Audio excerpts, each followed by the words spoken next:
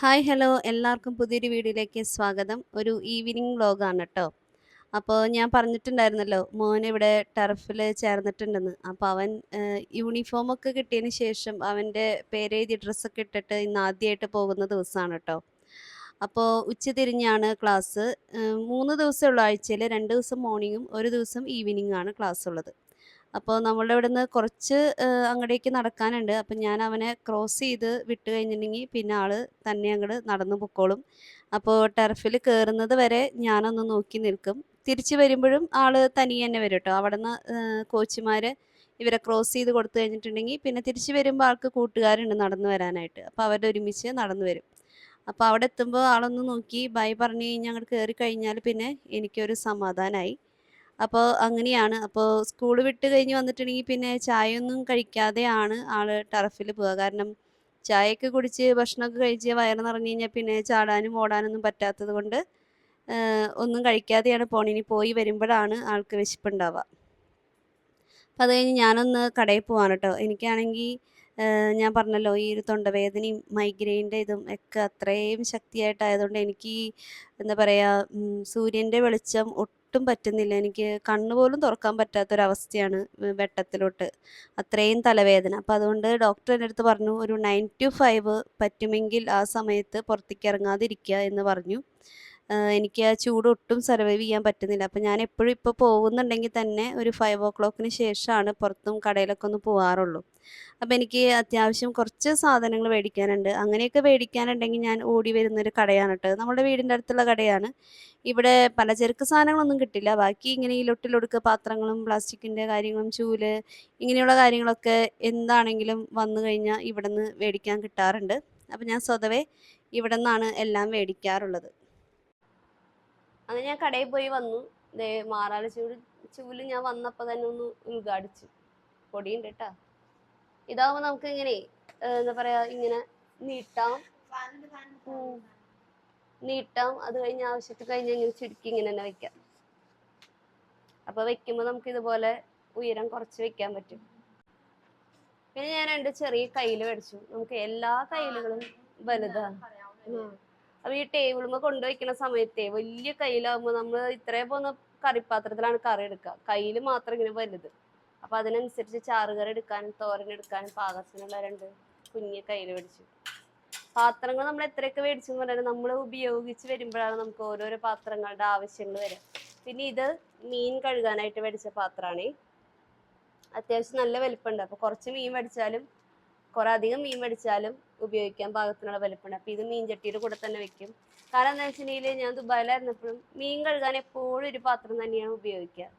ഇപ്പൊ എനിക്ക് ഇവിടെ വന്നിട്ട് അങ്ങനെ ഒരു പാത്രമില്ല. അപ്പൊ ഞാൻ ബേസനിലാണ് ഇപ്പൊ മീനൊക്കെ കഴുകണേ. ആ ബേസിനിൽ തന്നെയാണ് ഞാൻ പുട്ടുപൊടി നനയ്ക്കാനാണെങ്കിലും ഇടിയപ്പം നനയ്ക്കാനാണെങ്കിലും ഒക്കെ എടുക്കുക. ഒറ്റൊരു ബേസിനുള്ളൂ. അപ്പൊ അങ്ങനെ എടുക്കുമ്പോൾ എനിക്ക് അത് എൻ്റെ മനസ്സിലുണ്ടായി ഞാൻ ഇത് തന്നെയാണല്ലോ ഇന്നലെ മീൻ കഴുകാൻ എടുത്ത കാര്യം. നമ്മൾ തേച്ചൊക്കെ കഴുകി വെക്കുക. എന്നാലും മീൻ കഴുകാനായിട്ട് എപ്പോഴും ഒരു പാത്രം ഉണ്ടെന്നുണ്ടെങ്കിൽ പിന്നെ നമുക്ക് എന്താ പറയുക ഇനി മീനിൻ്റെ എന്തെങ്കിലും സ്മെല്ല് ഉണ്ടാവോ ടെൻഷനില്ലല്ലോ.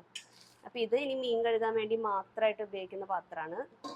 അപ്പം ഇനി അത് ബേസനിലിട്ട് കഴുകേണ്ട ആവശ്യമില്ല. പിന്നെ ഇത് കുഞ്ഞുമുറം. ഇത് ഞാൻ ഇത്രയും നാളായിട്ട് മേടിച്ചില്ലല്ലോ എന്നാണ് ഞാൻ ആലോചിക്കണേ. എന്നും ഞാൻ ഉള്ളി വെളുത്തുള്ളി നന്നാക്കാൻ എടുക്കുമ്പോൾ ഞാൻ അന്വേഷിച്ചു ഇത് മേടിച്ചിട്ടില്ലല്ലോ. അപ്പം ഇന്ന് ഇത് ഞാൻ ഒരിക്കൽ മേടിക്കാൻ പോയിട്ടുണ്ടായിരുന്നു. അപ്പൊ കളറുകൾ ഭയങ്കര ഫ്ലൂറസൻ കളറുകളായതുകൊണ്ട് ഞാൻ അന്ന് മേടിക്കാതെ പോകുന്നതാണ്. എനിക്ക് തോന്നുന്നു ഈ മുറക്കാർ ഇങ്ങനത്തെ കളറേ ഇറക്കുള്ളൂ എന്ന് തോന്നുന്നു. കാരണം ഇന്ന് മേടിക്കാൻ ചെന്നപ്പോഴും ഈ കളറ് മഞ്ഞ, പിങ്ക്, ഫ്ലൂറസെന്റ് പച്ച, ഈ മറ്റേ നമ്മുടെ മാറാലച്ചൂലിന്റെ പച്ചയില്ലേ, അങ്ങനെ എല്ലാം ഫ്ലൂറസെന്റ് കളർ. അപ്പൊ ഇത്തിരി കണ്ണിന് ഒതുക്കത്തിനുള്ള ഒരു കളറ് നോക്കി മേടിച്ചതാണ് ഇത്. ഇനിയിപ്പോൾ അത് വെയിറ്റ് ചെയ്തിട്ട് കാര്യമില്ല, ഇത് തന്നെയുള്ളൂ എന്ന് തോന്നുന്നു. അപ്പൊ ഞാൻ ഇതും കൂടെ മേടിച്ചു. പിന്നെ ബേക്കറി കറി കുറച്ച് സാധനങ്ങളൊക്കെ മേടിച്ച് പാലൊക്കെ മേടിച്ച് പതുക്കെ ഇങ്ങോട്ട് നടന്നു പോന്നു. ഒരു വീടായിരിക്കുമ്പോൾ നമ്മളുടെ വീട്ടിൽ അത്യാവശ്യം ഉണ്ടായിരിക്കേണ്ട മെഡിക്കൽ എക്യുപ്മെന്റ്സ്, അതുപോലെ പെട്ടെന്നുള്ള ഒരു എമർജൻസിനെ കൈകാര്യം ചെയ്യാൻ നമ്മുടെ കയ്യിൽ ഉണ്ടായിരിക്കേണ്ട മെഡിസിൻസ്, അതിനെക്കുറിച്ചാണ് ഞാൻ പറയുന്നത് കേട്ടോ. അപ്പൊ ആദ്യം തന്നെ ഉണ്ടായിരിക്കേണ്ട ഏറ്റവും അത്യാവശ്യവും ഏറ്റവും ലളിതമായ ഒരു കാര്യമാണ് തെർമോമീറ്റർ എന്ന് പറയുന്നത്. ഇതെന്തായാലും നമ്മളുടെ വീട്ടിലുണ്ടായിരിക്കണം. അപ്പോൾ തെർമോമീറ്റർ ഉപയോഗിക്കേണ്ട രീതി എന്ന് പറഞ്ഞാൽ ശരിക്കും നമ്മൾ വായിലാണ് നമ്മളുടെ യഥാർത്ഥത്തിലുള്ള ബോഡി ടെമ്പറേച്ചർ മനസ്സിലാക്കുന്നത്. പക്ഷേ വായിൽ വെക്കുമ്പോൾ നമ്മൾ ഒരു വീട്ടിൽ പലരും ഇത് ഉപയോഗിക്കും. പിന്നെ കുട്ടികളാണെങ്കിൽ ചിലപ്പോൾ കടിക്കും. അപ്പോൾ അങ്ങനെയുള്ള കാര്യങ്ങൾ കൊണ്ട് ഹോസ്പിറ്റലിൽ പോലും നമ്മൾ കോമൺ ആയിട്ട് ഇപ്പോൾ ആക്സില്ലയിൽ വെച്ചിട്ടാണ്, കഷത്ത് വെച്ചിട്ടാണ് നമ്മൾ എപ്പോഴും തെർമോമീറ്റർ റീഡ് ചെയ്യാറുള്ളത്. അപ്പോൾ ഇത് വെക്കുമ്പോൾ എന്ന് വെച്ചിട്ടുണ്ടെങ്കിൽ ഇത് വെച്ച് കഴിഞ്ഞാൽ അതിങ്ങനെ നമ്മളെപ്പോഴും കഷത്താണെന്നുണ്ടെങ്കിൽ നന്നായി വൈപ്പ് ചെയ്ത് അവിടെ വെള്ളത്തിൻ്റെ അംശമോ അല്ലെങ്കിൽ എന്തെങ്കിലും ഉണ്ടെങ്കിൽ അതൊക്കെ കളഞ്ഞതിന് ശേഷം വേണം ഇത് വെക്കാനായിട്ട്. അതുപോലെ തന്നെ ഇതിൻ്റെ ഈ ടിപ്പ് നല്ല സെൻറ്റർ പോയിന്റിൽ വന്ന് നമ്മൾ എപ്പോഴും കൈ നന്നായിട്ട് പ്രസ് ചെയ്ത് പിടിച്ചിട്ട് വേണം ടെമ്പറേച്ചർ നോക്കാനായിട്ട്. അപ്പോൾ ഇതിൽ റീഡിങ് പോയി കംപ്ലീറ്റ് ആയി കഴിയുമ്പോൾ ഇതിൽ കീ എന്നൊരു ശബ്ദം കേൾക്കും. അപ്പോൾ നമുക്ക് എടുത്ത് നോക്കുമ്പോൾ നമുക്ക് റീഡിങ് മനസ്സിലാവും. തുടങ്ങണേറ്റ് മുന്നേ നമ്മൾ ഇവിടുത്തെ ഈ ബട്ടൺ പ്രസ് ചെയ്യുക. അപ്പോൾ ഇതിൽ ലോ എന്ന് കാണിക്കും. അത് കഴിഞ്ഞ് കഴിഞ്ഞാൽ നമുക്ക് ഇതിൽ വെച്ച് സ്റ്റാർട്ട് ചെയ്ത് തുടങ്ങും. അപ്പോൾ 98.6 ആണ് നമ്മൾക്ക് നോർമൽ നമ്മളുടെ ടെമ്പറേച്ചറിൻ്റെ ഫാരൻഹീറ്റ് എന്ന് പറയുന്നത്. സെൽഷ്യസിലും ഫാരൻഹീറ്റിലും പറയും. കൂടുതലായിട്ട് ഈ ഡിജിറ്റലിലൊക്കെ വരുന്നത് ഫാരൻഹീറ്റ് ആണ്. അപ്പോൾ 98.6 ആണ് നോർമൽ വരുന്നത്. അപ്പോൾ 99 ഒക്കെ ആണെങ്കിൽ ആക്സിലയിൽ വെച്ചിട്ടാണ് നമ്മൾ നോക്കണമെന്നുണ്ടെങ്കിൽ +1 കൂടെ ആഡ് ചെയ്തിട്ട് വേണം നമ്മൾ എത്രയാണ് ടെമ്പറേച്ചർ എന്നുള്ളത് മനസ്സിലാക്കാനായിട്ട്. ഇനി കുഞ്ഞു വാവകളൊക്കെ ആണെങ്കിൽ ഇതുപോലെ ആക്സിലയിൽ വെച്ച് നോക്കാൻ ബുദ്ധിമുട്ടാണെങ്കിൽ ആനസിലൂടെ അവരെ മലദ്വാരത്തിലൂടെ നമുക്ക് നോക്കാൻ പറ്റും. ചെറുതായിട്ട് വാസലിൻ ഇതിൻ്റെ തുമ്പത്ത് പറ്റി കൊടുത്തിട്ട് കുറച്ച് ഇൻസേർട്ട് ചെയ്യുക. ഇതുപോലെ റീഡിങ് നോക്കുക, ശബ്ദം കേൾക്കുമ്പോൾ എടുക്കുക. ആനസിൽ എപ്പോഴും ടെമ്പറേച്ചർ കൂടുതലായിരിക്കും. അപ്പോൾ നമുക്ക് കിട്ടിയ റീഡിങ്ങിനേക്കാളും -1 ആയിരിക്കും നമ്മളുടെ യഥാർത്ഥത്തിലുള്ള ടെമ്പറേച്ചർ. അപ്പം അങ്ങനെയാണ് നമ്മൾ ടെമ്പറേച്ചർ നോക്കുന്ന രീതി എന്ന് പറഞ്ഞാൽ. അപ്പോൾ ഇത് നമുക്ക് അത്യാവശ്യമായിട്ട് നമ്മുടെ വീട്ടിലുണ്ടായിരിക്കേണ്ട ഒരു കാര്യമാണ്. രണ്ടാമത് നമ്മുടെ വീട്ടിലുണ്ടായിരിക്കേണ്ട ഏറ്റവും കോമൺ ആയിട്ടുള്ള ഒരു കാര്യമാണ് സ്റ്റീം ഇൻഹേലർ. നമുക്കറിയാം എപ്പോഴും സ്റ്റീം എടുക്കേണ്ട ഒരു ആവശ്യം നമുക്ക് വരും അല്ലേ. അപ്പോൾ ഇതൊക്കെ ഏറ്റവും ലളിതമായിട്ട് പണ്ടൊക്കെ നമ്മൾ പുട്ടുപാത്രത്തിൽ വെച്ച് പിന്നെന്താ പറയുക ഷീറ്റ് ഇട്ട് മൂടി അതെങ്ങാനും തട്ടി താഴെ വീഴാവെന്ന് പേടിച്ച് അത്രയും റിസ്കിലാണ് നമ്മളൊക്കെ ചെറുപ്പത്തിൽ ആവി പിടിച്ചിരുന്നത്. ഇപ്പം അതൊന്നും വേണ്ട. ഏറ്റവും ഈസി ആയിട്ടുള്ള മെത്തേഡിൽ നമുക്ക് സ്റ്റീം ഇൻഹേലേഴ്സ് അവൈലബിൾ ആണ്. ഇതെന്ന് പറയുമ്പോൾ നമുക്ക് നമ്മുടെ മെഡിക്കൽ പരമായിട്ടുള്ള കാര്യങ്ങൾക്ക് വേണ്ടി മാത്രമല്ല ബ്യൂട്ടി പരമായിട്ടുള്ള കാര്യങ്ങൾക്കാണെങ്കിലും ഇടയ്ക്കൊക്കെ ഒന്ന് സ്റ്റീം ചെയ്താൽ നമ്മുടെ സ്കിന്നിൻ്റെ പോഴ്സ് ഒക്കെ ഒന്ന് ഓപ്പൺ ആവാനും അഴുക്കൊക്കെ ഒന്ന് പോകാനും നമ്മുടെ സ്കിന്നിനെ ഒന്ന് റെജുനേറ്റ് ചെയ്യാനും സ്ക്രബ് ചെയ്ത് ബ്ലാക്ക് ഹെഡ്സും വൈറ്റ് ഹെഡ്സും ഒക്കെ കളയാനൊക്കെ ആയിട്ടും സഹായിക്കുന്ന ഒന്നാണ് സ്റ്റീം ഇൻഹേലർ. അപ്പോൾ മെഡിക്കൽ പരമായിട്ടുള്ള ആവശ്യത്തിനും എസ്തെറ്റിക് പരമായിട്ടുള്ള ബ്യൂട്ടി പരമായിട്ടുള്ള ആവശ്യങ്ങൾക്കും ഇമ്പോർട്ടൻ്റ് ആയിട്ടുള്ള ഒരു കാര്യമാണ് സ്റ്റീം ഇൻഹേലർ. മൂന്നാമതായിട്ട് നമ്മുടെ വീട്ടിൽ ഉണ്ടായിരിക്കേണ്ട ഒന്നാണ് ഹോട്ട് വാട്ടർ ബാഗ് എന്ന് പറയുന്നത് അല്ലേ. നമുക്കിപ്പോൾ എന്തെങ്കിലും നടുവേദന അല്ലെങ്കിൽ എവിടെയെങ്കിലും ഒരു വേദന തോന്നിക്കഴിഞ്ഞാൽ നമുക്കൊന്ന് ചൂട് പിടിക്കണം തോന്നിക്കഴിഞ്ഞാൽ നമ്മൾ മറ്റുള്ളവരെ ആശ്രയിക്കണം. ചൂടുവെള്ളം പിടിച്ചു കൊണ്ടുവന്ന് അത് മുക്കിപ്പിഴിഞ്ഞ് ഇതിൻ്റെ ഒന്നും ആവശ്യമില്ല. ഇങ്ങനൊരു കാര്യമുണ്ടെങ്കിൽ നമുക്ക് തന്നെ സ്വയം ഒന്ന് നിറച്ച് നമുക്ക് തന്നെ ഇത് ഇഷ്ടമുള്ള ഭാഗത്ത് വെക്കാം. പിന്നെ ഇതിൻ്റെ ഒരു ഗുണം എന്താ വെച്ചാൽ ഒരുപാട് നേരം ഈ റബ്ബർ ആയതുകൊണ്ട് തന്നെ ഇതിൻ്റെ ചൂട് നിലനിൽക്കുന്നുള്ളതാണ്. ഹോട്ട് വാട്ടർ ബാഗ് ഉപയോഗിക്കുമ്പോൾ ശ്രദ്ധിക്കേണ്ട കാര്യങ്ങൾ എന്താണെന്ന് വെച്ചാൽ നമ്മൾ ഇതുപോലൊരു ക്യാപ്പ് ഉണ്ട് ഇതിന്. ഈ ക്യാപ്പ് തുറക്കുക. നമ്മൾ വെള്ളം നന്നായി ചൂടാക്കിയതിന് ശേഷം ഇങ്ങനെ വെച്ചിട്ട് വേണം, ഒരിക്കലും ഇങ്ങനെ പിടിച്ച് അങ്ങോട്ട് ഒഴിക്കരുത്. ഇങ്ങനെ കിടത്തി വെച്ചിട്ട് വേണം നമ്മൾ പതുക്കേനെ നമ്മുടെ മേത്തിക്കൊന്നും ആവി കൊള്ളാതെ ഈ വെള്ളം നിറയ്ക്കാനായിട്ട്. നിറയ്ക്കുക എന്ന് പറഞ്ഞു കഴിഞ്ഞാൽ ഏകദേശം ഇതിൻ്റെ ഒരു ഇത്ര ഭാഗം വരുന്ന വരെയൊക്കെയാണ് നിറയ്ക്കാൻ പാടുള്ളൂ. അപ്പോൾ ഇതിൽ വെള്ളം നിറയുന്നതിനനുസരിച്ച് അതിൻ്റെ ആവിയും കൂടെ തിങ്ങുമ്പോൾ സ്വാഭാവികമായിട്ട് ഇത് ബലൂൺ വീർക്കുന്ന പോലെ വീർക്കാൻ തുടങ്ങും. അപ്പോൾ നമ്മൾ വെള്ളം ഒഴിക്കൽ നിർത്തി അതിൻ്റെ ആവിനെ ഒന്ന് കളഞ്ഞതിന് ശേഷം ആ എയർ ഇല്ല എന്ന് ഉറപ്പ് ചെയ്തതിന് ശേഷം നമ്മൾ ഇതിൻ്റെ ക്യാപ്പ് അടയ്ക്കണം. ക്യാപ്പ് അടയ്ക്കുക എന്ന് പറഞ്ഞിട്ടുണ്ടെങ്കിൽ നല്ല ടൈറ്റായിട്ട് തന്നെ അടയ്ക്കണം. അത് നന്നായി മുറുകെ അടച്ചിട്ടുണ്ടെന്നുള്ളത് ഉറപ്പ് വരുത്തണം. കാരണം ചൂട് വെള്ളമാണ്. വെളുക്കാൻ തേച്ചത് പാണ്ടായി എന്ന് പറഞ്ഞ പോലെ വെള്ളം എങ്ങാനും നമ്മുടെ മേത്തിക്കായി കഴിഞ്ഞാൽ പിന്നെ അത് വേറെ ബുദ്ധിമുട്ടാവും. അപ്പോൾ നന്നായി ഉറപ്പിൽ ക്യാപ്പ് അടച്ചതിന് ശേഷം നമ്മൾ നോക്കുമ്പോൾ ഇതിൽ ആ ഒരു വെള്ളത്തിൻ്റെ കനവും അതിൻ്റെ വീർമതേ ഉണ്ടാവാൻ പാടുള്ളൂ. ആവിയും കൂടെ തിങ്ങി നിൽക്കുകയാണെങ്കിൽ നമുക്കിത് ബാക്ക് സൈഡിലൊക്കെ വെച്ച് കിടക്കുമ്പോൾ നമുക്ക് ബുദ്ധിമുട്ടായിരിക്കും. അതുകൊണ്ടാണ് ആവി ഇങ്ങനെ കിടത്തി വെച്ച് ഇങ്ങനെ കളഞ്ഞതിന് ശേഷം ക്യാപ്പിട്ട് അടയ്ക്കാൻ പറയുന്നത്. പിന്നെ എപ്പോഴും ആ ഒരു ചൂടിനെ നമ്മളുടെ സ്കിന്നുമായിട്ട് കാരണം ഇത് റബ്ബറാണ്. ഇതിൻ്റെ ചൂട് ഇങ്ങനെ ഈ റബ്ബറിലോട്ട് വലിക്കും തോറും ചൂട് കൂടിക്കൊണ്ടേയിരിക്കും. അപ്പോൾ നമ്മുടെ സ്കിന്നുമായിട്ട് ചിലപ്പോൾ ഒരുപാട് നേരം ടച്ച് ചെയ്ത് കഴിഞ്ഞാൽ അവിടെ റെഡ്നെസ് വരാനും പൊള്ളാനൊക്കെ സാധ്യത ഉള്ളത് കൊണ്ട് ഇതുപോലൊരു കവർ, ഇത് മിക്കപ്പോഴും ഹോട്ട് വാട്ടർ ബാഗ് മേടിക്കുമ്പോൾ തന്നെ കൂടെ കിട്ടുന്നതാണ്. ഈ കവറിൽ വെച്ചിട്ട് വേണം നമ്മൾ നമ്മളുടെ സ്കിന്നുമായിട്ട് ഇത് അറ്റാച്ച് ചെയ്ത് വെക്കാനായിട്ട്. ഒരിക്കലും ഈ ഹോട്ട് വാട്ടർ ബാഗ് നേരിട്ട് നമ്മുടെ സ്കിന്നുമായിട്ട് അറ്റാച്ച് ചെയ്ത് വെക്കരുത്. ഇനിയിപ്പോൾ അഥവാ ഇതുപോലത്തെ ഒരു ബാഗ് നിങ്ങൾക്ക് കിട്ടിയിട്ടില്ല എങ്കിൽ നല്ലൊരു കോട്ടൻ്റെ തുണിയോ പുതപ്പിലോ പൊതിഞ്ഞിട്ട് വേണം നമുക്ക് എവിടെയാണ് വെക്കേണ്ടത്. ഇപ്പോൾ എവിടെയാണോ കഴുത്തിലാണോ വെക്കേണ്ടത്, എവിടെയാണ് വെക്കേണ്ടത് അവിടെ വെച്ചിട്ട് കിടക്കാനായിട്ട്. ഒരുപാട് നേരം ആ ചൂട് നിലനിൽക്കും. അപ്പോൾ ആരെയും ആശ്രയിക്കാതെ നമുക്ക് ചൂട് പിടിക്കാൻ പറ്റിയ ഏറ്റവും എളുപ്പമുള്ള ഒരു കാര്യമാണ് ഹോട്ട് വാട്ടർ ബാഗ്. ഇനി ഇത്തിരിയും കൂടെ അഡ്വാൻസ്ഡ് ആയിട്ട് ചിന്തിക്കുകയാണെങ്കിൽ ഒരു വീട്ടിലുണ്ടായിരിക്കേണ്ട അടുത്തൊരു കാര്യമാണ് BP അപ്പാരറ്റസ്. ഇപ്പം നമുക്കിപ്പോൾ ഒരു BP-യുടെ വേരിയേഷൻ എപ്പോഴും BP കൂടിയിട്ടാണോ കുറഞ്ഞിട്ടാണോ എന്നൊക്കെ മനസ്സിലാക്കാൻ ബുദ്ധിമുട്ടുള്ളവരാണ്. ചിലർക്ക് BP എപ്പോഴും കൂടുതലായിരിക്കും, ചിലർക്ക് എപ്പോഴും കുറവായിരിക്കും. അപ്പോൾ അതൊന്ന് കൺഫേം ചെയ്യണമെങ്കിൽ ഒരു BP അപ്പാരറ്റസ് നമ്മുടെ വീട്ടിലുണ്ടെങ്കിൽ നല്ലതാണ്. അപ്പോൾ ഇങ്ങനെ ഒരു BP അപ്പാരറ്റസ് ഇപ്പോൾ നമ്മൾ പണ്ടൊക്കെ ആണെങ്കിൽ നമ്മളുടെ സിഗ്മോ മാനോമീറ്റർ എന്നാണ് പറയുക. സാധാരണ BP അപ്പാരറ്റസ് ചെത്തൊക്കെ വെച്ച് നോക്കണമെങ്കിൽ ഡോക്ടേഴ്സിനും നഴ്സസിനൊക്കെ പറ്റുള്ളൂ.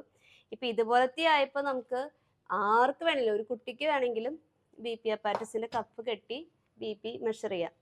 അപ്പോൾ ഇതിലെന്ന് വെച്ചിട്ടുണ്ടെങ്കിൽ എപ്പോഴും നോർമൽ BP എന്ന് പറയുന്നത് 120/80 എന്നുള്ളതാണ്. അതൊരു 140/90 കടന്നു കഴിഞ്ഞാൽ നമ്മൾ ഒരു മെഡിക്കൽ അറ്റൻഷൻ കൊടുക്കണം എന്നാണ് അതിൻ്റെ ഒരു, അത് വലിയൊരു BP ഹൈപ്പർ BP ആണ് രോഗം എന്നല്ല, എന്നാലും 140/90 കിട്ടിക്കഴിഞ്ഞാൽ നമ്മൾ പിന്നീട് ഒരു അരമണിക്കൂർ കഴിഞ്ഞിട്ടോ 1 മണിക്കൂർ കഴിഞ്ഞിട്ടോ വീണ്ടും ഒന്ന് BP നോക്കാം. പിന്നെ പിറ്റേ ദിവസം രാവിലെ എപ്പോഴാണ് ആ ഒരു ഇൻ്റർവെല്ലിൽ BP നോക്കിയിട്ട് ആ 90 എന്ന് പറയുന്നത് മാറുന്നില്ല, അത് അങ്ങനെ തന്നെ നിൽക്കുന്നു, അല്ലെങ്കിൽ അതിനേക്കാൾ കൂടുന്നു എന്ന് കണ്ടു കഴിഞ്ഞാൽ നമ്മളൊരു ഡോക്ടർ അഡ്വൈസ് എടുക്കുന്നത് എപ്പോഴും നല്ലതായിരിക്കും. ഇപ്പോൾ നമ്മൾ വെയിലത്ത് നിന്ന് പെട്ടെന്ന് ഒരാൾ കയറി വന്നപ്പോൾ തന്നെ BP നോക്കിയാലോ, ഇല്ലെങ്കിൽ ഒരാൾ എന്തെങ്കിലും ഒരു ടെൻഷനിൽ നിൽക്കുന്ന നേരത്ത് BP നോക്കിയാലോ സ്വാഭാവികമായിട്ടും ആ മനുഷ്യൻ്റെ BP കൂടുതലായിരിക്കും. അതുകൊണ്ടാണ് പറഞ്ഞത്, എങ്ങാനും അങ്ങനെ കൂടിക്കണ്ടാലും ഒന്ന് റിലാക്സ് ചെയ്ത് 1 മണിക്കൂറൊക്കെ ഒന്ന് വെയിറ്റ് ചെയ്തതിന് ശേഷം വീണ്ടും BP നോക്കുക. എന്നിട്ടും BP കുറയുന്നില്ല എങ്കിൽ നമ്മളൊരു മെഡിക്കൽ അഡ്വൈസ് എടുക്കുന്നത് നല്ലതായിരിക്കും. അടുത്തൊരു കാര്യം എന്ന് വെച്ചിട്ടുണ്ടെങ്കിൽ ഗ്ലൂക്കോമീറ്റർ ആണ്. അത് എൻ്റെ കയ്യിലില്ല. ഇപ്പോൾ എന്താ പറയുക, ഷുഗർ സംബന്ധമായ അസുഖങ്ങൾ ഉള്ളവർ വീട്ടിലുണ്ടെങ്കിൽ, ഡയബറ്റിക് ആയിട്ടുള്ള പേഷ്യൻസ് വീട്ടിലുണ്ടെങ്കിൽ മസ്റ്റായിട്ടും വീട്ടിലുണ്ടായിരിക്കേണ്ട ഒരു കാര്യമാണ് ഗ്ലൂക്കോമീറ്റർ ആണെങ്കിലും ഇപ്പോൾ ആർക്ക് വേണമെങ്കിലും ഉപയോഗിക്കാൻ എളുപ്പത്തിനാണ്. നമുക്ക് അതിൻ്റെ സ്ട്രിപ്പുകൾ കിട്ടും. അതിൽ ആ നീഡിൽ പ്രിക്ക് കൊണ്ട് ഒരു പ്രിക്ക് ആക്കി ആ ബ്ലഡിൻ്റെ ഡ്രോപ്പ് ആ ഒരു സ്ട്രിപ്പിൻ്റെ തുമ്പിലോട്ട് ഒഴിച്ച് കൊടുത്താൽ ഗ്ലൂക്കോമീറ്ററിൽ ആ മെഷർമെൻ്റ് അവർ എഴുതി കാണിക്കും. അപ്പോൾ ഡയബറ്റിക് ഉള്ള പേഷ്യൻസ് ഉള്ളവരുണ്ടെങ്കിൽ നിർബന്ധമായിട്ടും വീട്ടിലുണ്ടായിരിക്കേണ്ട ഒരു കാര്യമാണ് ഗ്ലൂക്കോമീറ്റർ. ഇവിടെ പിന്നെ നമുക്ക് അങ്ങനെ അതിൻ്റെ ഒരു ആവശ്യം വരാത്തത് കൊണ്ട് ഗ്ലൂക്കോമീറ്റർ ഞാൻ മേടിച്ചിട്ടില്ല. അടുത്തത് നമ്മളുടെ വീട്ടിൽ അത്ര ഇമ്പോർട്ടൻ്റ് ആയിട്ട് ഉണ്ടാവണം എന്നില്ല, എന്നാൽ ഇതിൻ്റെ ആവശ്യകതയുള്ളവർക്ക് ഇത് നല്ലതാണ്. ഇത് നെബുലൈസർ. അതായത് ഇപ്പോൾ സ്ഥിരമായിട്ട് ഇപ്പോൾ അലർജിക് ആയിട്ടുള്ള പ്രശ്നങ്ങൾ, അല്ലെങ്കിൽ പനി, നീർവീഴ്ച, ചുമ, കഫക്കെട്ട് ഇങ്ങനെയൊക്കെ വരുന്ന കുട്ടികൾക്ക് ഡോക്ടേഴ്സ് എപ്പോഴും അഡ്വൈസ് ചെയ്യുന്ന ഒരു കാര്യമാണ് നെബുലൈസേഷൻ. അപ്പോൾ ഈ ഒരു നെബുലൈസർ വീട്ടിലില്ല എങ്കിൽ, പ്രത്യേകിച്ച് പുറം രാജ്യങ്ങളിലൊക്കെ നമ്മൾ കുട്ടികൾക്ക് നെബുലൈസേഷൻ കൊടുക്കണം നിർബന്ധമായിട്ട് പറയും. നമ്മൾ ഡെയിലി ഈ ഒരു നെബുലൈസർ എടുക്കാൻ വേണ്ടി ഈ കുട്ടീനെയും കൊണ്ട് നമ്മൾ ക്ലിനിക്കിലോട്ടോ ഹോസ്പിറ്റലിലോട്ടോ പോകും വരും. അപ്പോൾ ഓൾറെഡി വയ്യാത്ത ഈ ഒരു കുട്ടീനെയും കൊണ്ട് ഡെയിലി ഒരു ക്ലിനിക്കൽ അറ്റ്മോസ്ഫിയറിലേക്ക് പോവുക എന്ന് പറയുന്നത് തന്നെ ഒരു ബുദ്ധിമുട്ടായിട്ടുള്ള കാര്യമാണ്. യാത്രയുടെ ഒരു ബുദ്ധിമുട്ട്, ഇമ്മ്യൂണിറ്റി പവർ കുറഞ്ഞിരിക്കുന്ന സമയത്ത് വീണ്ടും എല്ലാ ദിവസവും ഈ ക്ലിനിക്കിൽ പോവുക, നെബുലൈസേഷൻ എടുക്കുക എന്ന് പറയുന്നത് മറ്റൊരു റിസ്ക് ഫാക്ടറാണ്. അപ്പം അങ്ങനെയുള്ള കുട്ടികളുള്ളവരുടെ വീട്ടിൽ ഉണ്ടായിരിക്കേണ്ട ഒരു കാര്യമാണ് നെബുലൈസർ. അപ്പോൾ നമുക്ക് അഡ്വൈസ് ചെയ്യുന്ന മരുന്നുകൾ ചിലപ്പോൾ പൾമിക്കോട്ട്, അസ്താലിൻ, അല്ലെങ്കിൽ അതിൻ്റെ കൂടെ നോർമൽ സലൈൻ അല്ലെങ്കിൽ സ്റ്റെറൈൽ വാട്ടർ എന്താണോ മിക്സ് ചെയ്ത് ഒഴിക്കേണ്ടത്, എത്ര അളവിലാണോ ഒഴിക്കേണ്ടത് എന്നൊക്കെ ഡോക്ടേഴ്സ് അല്ലെങ്കിൽ നഴ്സസ് പറഞ്ഞു തരും. ആ ഒരു അളവിൽ ആ മരുന്ന് ഇതിലോട്ട് ഒഴിക്കുക, ഈ ക്യാപ്പ് ഇടുക. ഇതിന് മാസ്ക് ഉണ്ട്, ഞാൻ എടുത്ത് വെച്ചില്ല. കുട്ടികൾക്കാണെങ്കിൽ പീഡിയാട്രിക് മാസ്ക് ഉണ്ട്, വലിയവർക്കാണെങ്കിൽ വലിയ മാസ്ക് ഉണ്ട്. ഇത് കറണ്ടിൽ കുത്തുക, ഇത് ഓണാക്കുക. ഇത് ഓണാക്കി കഴിഞ്ഞാൽ ശബ്ദം വരും.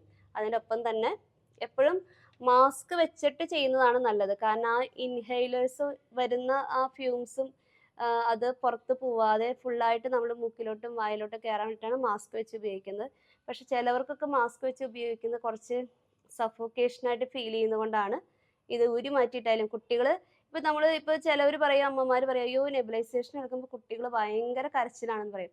കരയുന്നത് നല്ലതാണ്. കാരണം നെബുലൈസേഷൻ എടുക്കുന്ന സമയത്ത് അവർ കരയുമ്പോൾ അത്രത്തോളം അവർ ആ ഓരോ വലിയ അല്ലെ ആ കരച്ചിലിൻ്റെ അത്രയും ഫോഴ്സിൽ അത്രയും ആ ഒരു ഫ്യൂംസും മെഡിസിനും അവരുടെ അകത്തേക്ക് കയറുന്നുണ്ട്. അപ്പോൾ കരയുന്നു എന്ന് പറഞ്ഞിട്ട് ഒരിക്കലും നെബുലൈസേഷൻ നിർത്തേണ്ട കാര്യമില്ല. കരഞ്ഞാലും ഈ ഒരു ഇതിൻ്റെ ടിപ്പ് അവരുടെ മൂക്കിലോട്ടോ വായിലോട്ടോ വരുന്ന സ്ഥലത്തോട്ട് വെച്ച് കൊടുക്കുക ചെയ്താൽ മതി കേട്ടോ.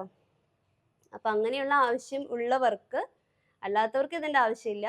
നെബുലൈസേഷനും മെഡിസിനൊക്കെ എടുക്കേണ്ടി വരുന്ന ആൾക്കാരാണെങ്കിൽ ഇതുപോലെ ഒന്ന് വീട്ടിലുണ്ടായിരിക്കുന്നത് എപ്പോഴും നല്ലതാണ്. അപ്പോൾ എനിക്ക് തോന്നുന്നു ഇത്രയൊക്കെ ഒരു മെഡിക്കൽ എക്യുപ്മെന്റ്സും കാര്യങ്ങളൊക്കെ ഉണ്ടെങ്കിൽ നമുക്ക് വീട്ടിൽ അത്യാവശ്യം, അതായത് ഒന്ന് എന്താണെന്നുള്ളൊരു കാര്യം കൺഫേം ചെയ്യാനല്ല, ഒന്ന് ഫൈൻഡ് ഔട്ട് ചെയ്യാനായിട്ട്, BP കൂടുതലാണോ കുറവാണോ, ഷുഗർ കൂടുതലാണോ കുറവാണോ, ഇങ്ങനെയുള്ള കാര്യങ്ങളൊക്കെ ഒന്ന് നോക്കാൻ വേണ്ടിയിട്ട് നമ്മളെ ഹെൽപ്പ് ചെയ്യും. ഇനി നമ്മളുടെ വീട്ടിൽ അത്യാവശ്യം ഉണ്ടായിരിക്കേണ്ട പൊടിക്കൈകളായിട്ടുള്ള മെഡിസിൻസ് എന്താണെന്ന് നോക്കാം. ഇപ്പോൾ മെഡിസിൻസിൻ്റെ കാര്യം പറയുമ്പോൾ ആദ്യമേ തന്നെ പറയേണ്ട കാര്യം എന്ന് വെച്ചിട്ടുണ്ടെങ്കിൽ, ഇതൊക്കെ എന്ന് പറഞ്ഞാൽ നമ്മൾ അത്യാവശ്യ ഘട്ടങ്ങളെ തരണം ചെയ്യാൻ വേണ്ടിയിട്ടുള്ള മാത്രം മെഡിസിൻസ് ആണ്. അതായത് ഇപ്പോൾ ഒരു രാത്രി സമയത്ത് ഉണ്ടായി നമുക്ക് ഒന്ന് നേരം വെളുത്തട്ടേ പോകാൻ പറ്റുള്ളൂ എന്നുള്ള ഒരു സാഹചര്യം ഉണ്ടെങ്കിൽ, അത് അത്ര വലിയ കോംപ്ലിക്കേഷൻസ് ഉള്ള കാര്യങ്ങളൊന്നും അല്ല എങ്കിൽ ഉപയോഗിക്കാൻ വേണ്ടി മാത്രമാണ് നമ്മൾ ഇത്തരത്തിലുള്ള മെഡിസിൻസ് ഉപയോഗിക്കുന്നത്. പിന്നെ എപ്പോൾ മെഡിസിൻസ് ഉപയോഗിക്കുമ്പോൾ നമ്മൾ ശ്രദ്ധിക്കേണ്ട കാര്യമാണ് അതിൻ്റെ എക്സ്പയറി ഡേറ്റ് നോക്കുക എന്നുള്ളത്. ഇപ്പം നമ്മൾ വീട്ടിലൊരു പനിയുടെ ഗുളിക ഉണ്ടെന്ന് പറഞ്ഞിട്ട് പനിച്ചു എന്ന് കണ്ടിട്ട് അത് അപ്പം തന്നെ എടുത്ത് കൊടുക്കൽ ചെയ്യണ്ടേ. എപ്പോഴും ഏത് മെഡിസിൻ കൊടുക്കുകയാണെങ്കിലും നമുക്ക് ഉറപ്പാണ് ഇത് കഴിഞ്ഞ ആഴ്ച മേടിച്ചതാണ് എന്നിരുന്നാലും നമ്മളെപ്പോഴും നമ്മൾ നോക്കേണ്ട ഒരു കാര്യമാണ് എക്സ്പയറി ഡേറ്റ് എന്ന് പറയുന്നത്. പിന്നെ ടാബ്ലറ്റുകളുടെ എക്സ്പയറി ഡേറ്റ് എന്ന് പറഞ്ഞാൽ നമ്മളിപ്പോൾ എക്സ്പയറി ഡേറ്റ് ഉള്ളിടത്തോളം കാലം വരെ തന്നെ നമുക്ക് ഉപയോഗിക്കാം. ഏതൊരു മെഡിസിൻ ആയാലും 3 months ബിഫോർ എക്സ്പയറി ഡേറ്റ് നമ്മളത് കളയണം എന്നുള്ളതാണ് നമ്മൾ ഫാർമസികളിലായാലും ഹോസ്പിറ്റലിലായാലും ഒക്കെ ചെയ്യുന്ന രീതി. അപ്പോൾ അത് വീട്ടിലായാലും നമ്മളത് ഫോളോ ചെയ്യുന്നത് തന്നെയാണ് അതിൻ്റെ ശരിയായ രീതി എന്ന് പറഞ്ഞാൽ. ഇപ്പം മാർച്ചിൽ തീരുന്ന ഒരു എക്സ്പയറി ഡേറ്റ് ഉണ്ടെങ്കിൽ ജനുവരി തൊട്ട് അത് ഉപയോഗിക്കാതിരിക്കുക, അതാണ് ചെയ്യേണ്ട കാര്യം. ടാബ്ലറ്റുകൾ നമുക്ക് അതുവരെ ഉപയോഗിക്കാം. പക്ഷെ ഇപ്പോൾ നമ്മൾ സിറപ്പുകളൊക്കെ മേടിക്കുകയാണെങ്കിൽ വൺസ് നമ്മൾ പൊട്ടിച്ച് ഉപയോഗിച്ച് കഴിഞ്ഞാൽ ചിലപ്പോൾ നമ്മൾ ഇപ്പോൾ ഒരു ചുമയുടെ മരുന്നോ അല്ലെങ്കിൽ പാരസെറ്റമോൾ സിറപ്പൊക്കെ പകുതിയായി കഴിയുമ്പോൾ കുട്ടിയുടെ പനി മാറ്റി നമ്മളിങ്ങനെ ഫ്രിഡ്ജിൽ വെച്ചിട്ടുണ്ടാവും ഒരുപാട് നാളായിട്ട്. ഒരിക്കലും അത് പിന്നീട് ഉപയോഗിക്കാനായിട്ട് എടുക്കാതിരിക്കുക എന്നുള്ളതാണ്. നമ്മൾ വൺസ് സിറപ്പുകളുടെ ബോട്ടിൽ പൊട്ടിച്ചിട്ടുണ്ടെങ്കിൽ 3 മാസമാണ് അതിൻ്റെ കാലാവധി. ആ 3 മാസം കഴിഞ്ഞിട്ടും പൊട്ടിച്ചിരിക്കുന്ന ഒരു കുപ്പിയാണ് അതെങ്കിൽ അത് ഉപയോഗിക്കാതിരിക്കുക. കാരണം അത് നമ്മൾ വൺസ് എപ്പോഴും ഉപയോഗിച്ചൊരു കുപ്പിയാണ്. അതുകൊണ്ട് ടാബ്ലറ്റുകൾ നമുക്ക് എക്സ്പയറി ഡേറ്റിൻ്റെ 3 months വരെ ഉപയോഗിക്കും. കാരണം നമ്മൾ വൺസ് ഓപ്പൺ ആക്കി കഴിഞ്ഞാൽ ഒരു ടാബ്ലറ്റ് കഴിഞ്ഞ് കഴിഞ്ഞാൽ ബാക്കി എല്ലാം കവേർഡ് ആയിട്ടാണ് ഇരിക്കുന്നത്. അപ്പോൾ അത് ടാബ്ലറ്റുകളെ അങ്ങനെ ബാധിക്കില്ല. സിറപ്പുകൾക്ക് നമ്മൾ പൊട്ടിച്ചൊരു കുപ്പി 3 months കൂടുതൽ ഉപയോഗിക്കാതിരിക്കുക. പിന്നെ അത്യാവശ്യം നമുക്കപ്പോൾ നമ്മുടെ വീട്ടിലുണ്ടായിരിക്കേണ്ട ഏറ്റവും കോമൺ ആയിട്ടുള്ള കാര്യമാണ് വിക്സ്. ഇതുപോലും ചിലപ്പോൾ അത്യാവശ്യ ഘട്ടത്തിൽ വീടുകളിൽ ഇല്ലാത്ത വീടുകളുണ്ടായിരിക്കും. അപ്പോൾ ഒരു വിക്സ് എന്ന് പറയുന്നത് ഏറ്റവും അത്യാവശ്യമായിട്ടുള്ള ഒരു കാര്യമാണ്. ഇത് നമ്മളുടെ ഇങ്ങനെ പറ്റുന്ന വിക്സാണ്. ഇത് ഇൻഹേലറായിട്ട് ഉപയോഗിക്കുന്ന വിക്സാണ്. അപ്പോൾ വിക്സ് ഉണ്ടായിരിക്കണം. അതുപോലെ തന്നെ പാരസെറ്റമോൾ 500-ൻ്റെയോ 650-യുടെയോ കുട്ടികൾക്കാണ് നമ്മൾ കൊടുക്കേണ്ടതെങ്കിൽ അവരുടെ ഏജിനും വെയ്റ്റിനും അനുസരിച്ചുള്ള ഡോസ് വേണം കൊടുക്കാനായിട്ട്. അപ്പോൾ പാരസെറ്റമോൾ എന്ന് പറയുന്നത് ഇപ്പോൾ പനിയാണെങ്കിലും ഇനിയിപ്പോൾ കുട്ടികൾ എന്തെങ്കിലും ഒരു വേദന പറഞ്ഞിട്ട്, അല്ലെങ്കിൽ പെട്ടെന്ന് ഇപ്പോൾ ചെവി വേദനിക്കണു, അല്ലെങ്കിൽ തല വേദനിക്കണു, പല്ല് വേദനിക്കണു എന്നൊക്കെ പറഞ്ഞ് കരഞ്ഞാലും നമുക്ക് ഒന്ന് പിടിച്ച് നിൽക്കാനായിട്ട്, അതായത് ഇപ്പോൾ പല്ല് ഡോക്ടറൊക്കെ ആണെങ്കിൽ നമുക്ക് നാളെ രാവിലെ ഇനി നമുക്ക് മോർണിംഗ് സെക്ഷൻ ഉണ്ടാവുള്ളൂ, അല്ലെങ്കിൽ പല്ല് വേദന എന്ന് പറഞ്ഞാൽ പൊതുവേ വൈകുന്നേരമാണ് പല്ല് വേദന തുടങ്ങുന്നത്. അപ്പം അങ്ങനെയുള്ള ഘട്ടങ്ങളിൽ പിടിച്ചു നിൽക്കാനായിട്ടുള്ള മെഡിസിൻസ്. അപ്പം അങ്ങനെയുള്ള സാഹചര്യത്തിൽ നമുക്കൊരു പാരസെറ്റമോൾ കൊടുത്തിട്ടാണെങ്കിലും ഒന്ന് അഡ്ജസ്റ്റ് ചെയ്യാം. പിന്നെ സിൽവറെക്സ് എന്ന് പറയുന്ന സിൽവർ നൈട്രേറ്റ്, സിൽവറെക്സ് എന്ന് പറയുന്നതാണ് ഈ കമ്പനിയുടെ പേരാണ്. ഇതെന്ന് പറഞ്ഞാൽ പൊള്ളലിന് എന്തെങ്കിലും തരത്തിലുള്ള പൊള്ളലുകൾ ഉണ്ടായിക്കഴിഞ്ഞാൽ ഉടനടി അവിടെ പറ്റേണ്ട ഓയിൻമെൻ്റ് ആണിത്. ഇത് എപ്പോഴും സൂക്ഷിക്കേണ്ടത് കിച്ചണിലാണ്. അടുക്കളയിലാണ് നമുക്ക് കൂടുതൽ കുക്കറുമീം ഒക്കെ തൊട്ട് പൊള്ളലുണ്ടാവുക. അപ്പോൾ എപ്പോഴും കിച്ചണിൽ ഉണ്ടായിരിക്കേണ്ട ഒരു ഓയിൻമെൻ്റാണ് സിൽവറെക്സ് പൊള്ളലിന് ഉപയോഗിക്കാനായിട്ട്. പിന്നെ ഇത് വേദനയുടെ ഒരു ഓയിൻമെൻ്റാണ്. ഇപ്പോൾ നമുക്ക് നടുവേദന, മുട്ടുവേദന, അല്ലെങ്കിൽ പെട്ടെന്ന് ഇപ്പോൾ എവിടെയെങ്കിലും ഇടിച്ചു, കോമൺ ആയിട്ട് നടുവേദനയാണ് ഉണ്ടാവുക, അല്ലെങ്കിൽ കഴുത്തിൽ വേദന, അങ്ങനെ മസിൽ പെയിനുകളോ അങ്ങനെ എന്തെങ്കിലും വരുമ്പോൾ നമുക്ക് ഉപയോഗിക്കാനായിട്ട് ഈ ഒരു ഓയിൻമെൻറ്റ് പറ്റി നമ്മൾ ഹോട്ട് വാട്ടർ ബാഗ് വെച്ച് ചൂടും പിടിച്ചു കഴിഞ്ഞാൽ ഒരു വിധത്തിൽ ആശ്വാസം കിട്ടും. പിന്നെ ഈ നടുവേദനയുടെ കാര്യം പറഞ്ഞപ്പോഴാണ് മുറിവെണ്ണ എന്ന് പറഞ്ഞിട്ടൊരു എണ്ണയുണ്ടല്ലോ, അത് ഒരു വീട്ടിലുണ്ടായി കഴിഞ്ഞാൽ നല്ലതാണ്. ഒരു വിധം വേദനകളൊക്കെ മാറാനായിട്ട് മുറിവെണ്ണ പറ്റി നന്നായി മസാജ് ചെയ്തതിന് ശേഷം ചെറിയ ചൂടുവെള്ളത്തിൽ ഉപ്പും കൂടി ഇട്ട് കുളിക്കുകയാണെങ്കിൽ വേദനകൾക്ക് ശമനം കിട്ടാനായിട്ട് നല്ലൊരു കാര്യമാണ് കേട്ടോ. ഇനി അടുത്തതാണ് മെഫ്താൾ ഫോർട്ട് എന്ന് പറയുന്നത്. മെഫ്താൾ ഫോർട്ട് എന്ന് പറയുന്ന ടാബ്ലറ്റ് ഇത് യാതൊരു കാരണവശാലും കുട്ടികൾക്കൊന്നും കൊടുക്കാതിരിക്കുന്നതാണ് നല്ലത്. അതായത് ഇത്തിരി മുതിർന്ന ആളുകൾക്ക് പല്ലുവേദന, അല്ലെങ്കിൽ ഈ പറഞ്ഞ പോലെ പെട്ടെന്ന് ഭയങ്കരമായ തലവേദന, തല സംബന്ധമായിട്ടുള്ള ചെവി വേദന, തല സംബന്ധമായിട്ടുള്ള എന്ത് വേദനകളെയും ഒന്ന് പിടിച്ചു നിൽക്കാനായിട്ട് നല്ലൊരു മരുന്നാണ് മെഫ്താൽഫോർട്ട്. തല സംബന്ധമായ ഒരുവിധം വേദനകളൊക്കെ ഒരു ഹാഫ് ആൻ അവർ ടു 1 അവറിനുള്ളിൽ വേദന മാറിയിരിക്കും. ആ വേദന മാറി എന്ന് പറഞ്ഞിട്ട് നാളെ ഡോക്ടറെ കാണാൻ പോവാതിരിക്കുക എന്നുള്ളതല്ല അതിൻ്റെ ഒരു സൊല്യൂഷൻ. ഞാൻ പറഞ്ഞ പോലെ ഒരു പുലർച്ചെ സമയത്ത് ഒരു 2 മണി സമയത്ത് പെട്ടെന്ന് വേദന വന്നു എന്നുണ്ടെങ്കിൽ വേറെ സിംറ്റംസ് ഒന്നും ഇല്ല, നമുക്ക് ചെവി ഭയങ്കരമായിട്ട് വേദന എടുക്കുന്നു എന്നുണ്ടെങ്കിൽ നമുക്ക് ഈ ഒരു മെഫ്താൽഫോർട്ട് കഴിക്കാം. അതേസമയം ഇപ്പം നമ്മളുടെ എന്താ പറയാ തല വേദനിക്കുന്നു, അല്ലെങ്കിൽ നമ്മൾ പെട്ടെന്ന് ഒരു ബ്ലഡ് വൊമിറ്റ് ചെയ്തു, അത്ര പോകുന്ന കോംപ്ലിക്കേഷൻസിലോട്ട് കടക്കുമ്പോൾ ഒരിക്കലും ഇതുപോലുള്ള മെഡിസിൻസ് വെച്ചിട്ട് പരീക്ഷിക്കാതെ നമ്മൾ വേഗം ഹോസ്പിറ്റലിൽ പോവുക എന്നുള്ളതാണ് കേട്ടോ ചെയ്യേണ്ടത്. അതുപോലെ BP ഭയങ്കരമായിട്ട് ഹൈ ആയി നമ്മൾ മുഖം ഒരു വശത്തോട്ട് കൂടി പോകുന്നു എന്ന് പറഞ്ഞിട്ട് നമ്മൾ ഒരിക്കലും കയ്യിലുണ്ടായിരുന്ന ഒരു ബിപിയുടെ മരുന്നുണ്ടെങ്കിൽ പെട്ടെന്ന് ബിപിയുടെ മരുന്ന് കൊടുക്കുക എന്നുള്ളത് വളരെ ഗുഡ് ആയിട്ടുള്ള ഒരു കാര്യമാണ്. പക്ഷെ അത് കൊടുത്തു എന്ന് വിചാരിച്ച് നമ്മൾ അവിടെ ഇരിക്കരുത്. നമ്മളുടെ കൺമുന്നിൽ കാണുന്ന സിംറ്റംസിനനുസരിച്ച് വേണം ഈ മെഡിസിൻസ്. ഞാൻ ഒരു വിധത്തിൽ പിടിച്ചു നിൽക്കാനുള്ള മരുന്നുകൾ കോമൺ ആയിട്ട് നമ്മൾ വീട്ടിലുണ്ടായിരിക്കേണ്ട കുറച്ച് മെഡിസിൻസിനെ കുറിച്ചാണ് കേട്ടോ പറയുന്നത്. അടുത്താണ് മെഫ്താൽ സ്പാസം. ഇപ്പോൾ മെഫ്താൽഫോർട്ട് തലയ്ക്കാണെങ്കിൽ മെഫ്താൽ സ്പാസം വയറുമായിട്ട് ബന്ധപ്പെട്ട വേദന, അതായത് ഇപ്പോൾ മെയിനായിട്ട് പീരീഡ്സിൻ്റെ വേദന, സഹിക്കാൻ പറ്റാത്ത വേദന. ഇതൊക്കെ നമുക്ക് എല്ലാ മാസവും റെഗുലറായിട്ട് വരുന്ന ആളുകളായിരിക്കും ചിലപ്പോൾ വേദന അല്ലേ. ഇതിനു വേണ്ടി ഇപ്പോൾ നമ്മൾ ഡോക്ടറെ അടുത്ത് പോയിട്ട് കാര്യമൊന്നുമില്ല, അതൊരു നോർമൽ വേദനയാണ്. പക്ഷെ വേദനേനെ നമുക്കൊന്ന് എന്താ പറയുക ബാലൻസ് ചെയ്യാൻ പറ്റണം. കാരണം നമ്മളാണ് വീട്ടിലെ അമ്മ, നമുക്ക് വീട്ടിലെ പണികൾ ചെയ്യണം, കുട്ടികളെ രാവിലെ സ്കൂളിൽ വിടണം, ഒരുപാട് കാര്യങ്ങൾ. നമുക്ക് വേദന എടുക്കുന്നതുകൊണ്ട് കമന്ന് കിടക്കാൻ പറ്റില്ല. അപ്പോൾ അങ്ങനെയുള്ള സാഹചര്യങ്ങളിൽ മെയിനായിട്ട് പീരീഡ്സിൻ്റെ വേദനകൾക്കൊക്കെ ഏറ്റവും നല്ല കാര്യമാണ് മെഫ്താൽ സ്പാസ് എന്ന് പറയുന്നത്. പിന്നെ ഏതാണ്? പിന്നെ കോമൺ ആയിട്ടുള്ള ഒരു മെഡിസിനാണ് നമ്മുടെ സെട്രിസിൻ അല്ലേ. നമുക്ക് ശക്തമായ നീരുവീഴ്ചയാണ്, നമുക്ക് തലക്കാൻ എടുത്തിട്ട് വയ്യ, തലവേദന എടുത്തിട്ട് വയ്യ. അപ്പോൾ എന്താ ഇനിയിപ്പോൾ ഒരു സൊല്യൂഷൻ മരുന്ന് കഴിക്കുക? അപ്പോൾ ആ ഒരു ചെറിയ കാര്യത്തിന് വേണ്ടിയിട്ട് ഇപ്പോൾ നമുക്ക് നാളെ ഡോക്ടറെ ബുക്ക് ചെയ്ത് അപ്പോയിൻമെൻറ്റ് എടുത്ത് പോകേണ്ട കാര്യം ഉണ്ടാവില്ല. അപ്പോൾ നമ്മളൊരു സെട്രിസിൻ കഴിക്കുക. സെട്രിസിൻ 10 mg ആണ് നമ്മൾ സാധാരണ ഇവിടെ കാണാറുള്ള സെട്രിസിൻ. ഇപ്പോൾ കുട്ടികൾക്കാണെന്നുണ്ടെങ്കിൽ, ഒരുവിധം വലിയ കുട്ടികളാണെന്നുണ്ടെങ്കിൽ, ടാബ്ലറ്റ് കഴിക്കാൻ പ്രായമായിട്ടുള്ള കുട്ടികളാണെങ്കിൽ അവർക്ക് പകുതിയെ കൊടുക്കാൻ പാടുള്ളൂ, 5 mg കൊടുക്കാൻ പാടുള്ളൂ. അത് കുട്ടിയുടെ ബോഡി വെയിറ്റ് അനുസരിച്ചും അവരുടെ ആ പ്രായം അനുസരിച്ചും വേണം നമ്മൾ കൊടുക്കാനായിട്ട്. തീരെ കുഞ്ഞു കുട്ടികൾക്കൊക്കെ നമ്മൾ സെട്രിസിൻ്റെ സിറപ്പാണ് കൊടുക്കുക. അതുപോലെ ഇപ്പോൾ ഗ്യാസിൻ്റെ വയറുവേദന, ഇപ്പോൾ വയറുവേദന എടുക്കുന്നുണ്ട്, പ്രത്യേകിച്ച് നെഞ്ചെരിയുന്നു, ഇവിടെയാണ് വേദന എടുക്കുന്നത്. എന്താ കഴിച്ചത്? ചിലപ്പോൾ നമ്മൾ പൊട്ടാറ്റോയോ കൊള്ളിയോ കപ്പയോ, നമുക്കറിയാം ഗ്യാസ്ട്രിക് ആയിട്ടുള്ള കുറച്ച് ഫുഡുകൾ അല്ലേ, അല്ലെങ്കിൽ സാമ്പാർ കഴിച്ചു അതിനുശേഷം വേദന തുടങ്ങി എന്നൊക്കെ പറയുകയാണെങ്കിൽ നമ്മൾ തന്നെ പറയും സ്വാഭാവികമായിട്ടും ആ ഗ്യാസിൻ്റെ ആയിരിക്കുന്നു. അപ്പം അങ്ങനെ ഒരു ഗ്യാസിൻ്റെ വേദനയാണ് സഹിക്കാൻ പറ്റുന്നില്ല എങ്കിൽ കൊടുക്കേണ്ട ഒരു മരുന്നാണ്, ഏറ്റവും കോമൺ ആയിട്ട് ഉപയോഗിക്കുന്ന മരുന്നാണ്. ഇപ്പോൾ പാൻഡപ്രസോളൊക്കെയാണ്, എന്നാലും ഇത് ഏറ്റവും കോമൺ ആയിട്ട് ഏത് മെഡിക്കൽ ഷോപ്പിൽ ഉണ്ടാകുന്ന ഒരു മരുന്നാണ് റാനിറ്റിഡിൻ. ഇത് 150 mg ആണിത്, റാനിറ്റിഡിൻ. പിന്നെ ഇതൊക്കെ ഇത്രയും കൂടെ അഡ്വാൻസ്ഡ് വേർഷനിൽ ചിന്തിക്കണമെങ്കിൽ ഉണ്ടാവേണ്ട മെഡിസിൻസ് ആണ് ലാക്ടോകാലമിൻ. ലാക്ടോകാലമിൻ എന്ന് പറഞ്ഞാൽ ഇപ്പോൾ എന്തെങ്കിലും കടിച്ചു, അല്ലെങ്കിൽ കൊതുകുത്തി, അല്ലെങ്കിൽ ഉറുമ്പ് കുത്തി, പെട്ടെന്ന് ഒരു റെഡ്നെസ് വന്നു, അല്ലെങ്കിൽ എന്തെങ്കിലും ഒരു പ്രാണി അരിച്ചു പോയതാണെന്ന്, എന്തെങ്കിലും ഒരു കളർ വ്യത്യാസം വന്നു, സ്കിന്നുമായി ബന്ധപ്പെട്ട എന്തെങ്കിലും ഒരു കാര്യം വന്നാൽ ഒരു ഫസ്റ്റ് പ്രൈമറി സൊല്യൂഷനാണ് ലാക്ടോകാലമിൻ. പിന്നെന്താ? പിന്നെ ഇതൊരു ഒഫ്താൽമിക് സൊല്യൂഷനാണ്, അതായത് ഐ ഡ്രോപ്സ് ആണ്. ഇപ്പോൾ കണ്ണ് എന്തെങ്കിലും കാരണവശാൽ ഭയങ്കരമായിട്ട് ചൊറിയുന്നു, അല്ലെങ്കിൽ കണ്ണ് വേദന എടുക്കുന്നു, അല്ലെങ്കിൽ കണ്ണിൽ റെഡ്നെസ് കണ്ടു കഴിഞ്ഞാൽ നമുക്ക് ഒരു ഒഫ്താൽമിക് സൊല്യൂഷൻ ഒഴിച്ചു കൊടുക്കാം. പിന്നെ അതുപോലെ നേസൽ കണ്ടീഷൻ, നീരുവീഴ്ച കാരണം മൂക്കടഞ്ഞിട്ട് വയ്യ എന്നുണ്ടെങ്കിൽ നമുക്ക് നേസൽ ഡ്രോപ്സ് നല്ലതാണ്.